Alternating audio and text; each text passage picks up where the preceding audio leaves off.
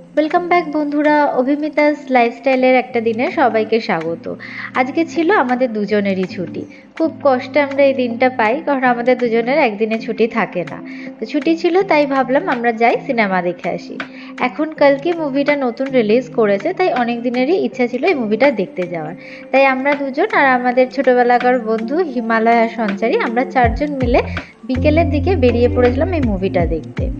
আর বিকেলের দিকের ওয়েদারটা ভীষণ সুন্দর ছিল। বর্ষাকালের এই বিকেলবেলায় ওয়েদারটা আমার ভীষণ ভালো লাগে, কারণ কিছুক্ষণ আগেই বৃষ্টি হয়েছিল, তারপর রোদও উঠেছিল।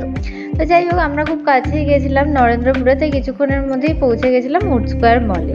বাড়ির এত কাছাকাছি সিনেমা হল থাকার অনেক অ্যাডভান্টেজ আছে, ডিসঅ্যাডভান্টেজও আছে। ডিসঅ্যাডভান্টেজ বলতে, আমরা এত বাড়ির কাছে হওয়ার জন্য ঠিক সিনেমা যখন শুরু হয় তার 15 মিনিট আগে বাড়ি থেকে রওনা দিই। তার ফলে অ্যাজ ইউজুয়াল প্রত্যেকবারই তাড়াহুড়ো করে আমরা গিয়ে হলে পৌঁছাই, আর আমাদের যাওয়ার সাথে সাথেই মুভি শুরু হয়ে যায়।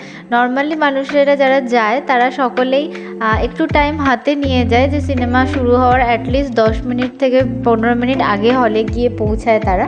কিন্তু না, আমরা একদম সিনেমা শুরু হবে তার ঠিক 5 মিনিটের মাথায় আমরা হলের গিয়ে পৌঁছাই, মানে মলটাতে গিয়ে পৌঁছাই। যাই হোক, খুব সৌভাগ্যবশত আমরা আজকের একটু তাড়াতাড়ি পৌঁছেছিলাম, 10 মিনিট আগেই গিয়ে পৌঁছে গেছিলাম। তো ঢুকে দেখলাম ফার্স্টে, যেহেতু 3Dতে দেখবো, আমাদের এই চশমাটা দিয়ে দিয়েছিল।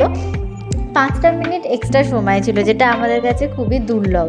তো সেই 5টা মিনিট আমরা কি করব, এই 3D চশমাটা নিয়ে একটু কেরামতি মারলাম, দেখছিলাম কি করা যায় না করা যায়।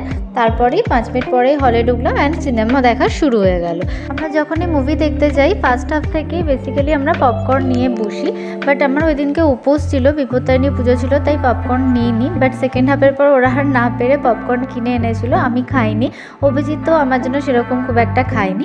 তো যাই হোক, মুভি দেখা শেষ হয়ে গেল। এবার আসি রিভিউয়ের কথায়। মুভিটার ফার্স্ট পার্টটা আমার কাছে একটু কনফিউজিং লেগেছিলো, এখনও আমি কনফিউশনে আছি কিছু কিছু জিনিস নিয়ে।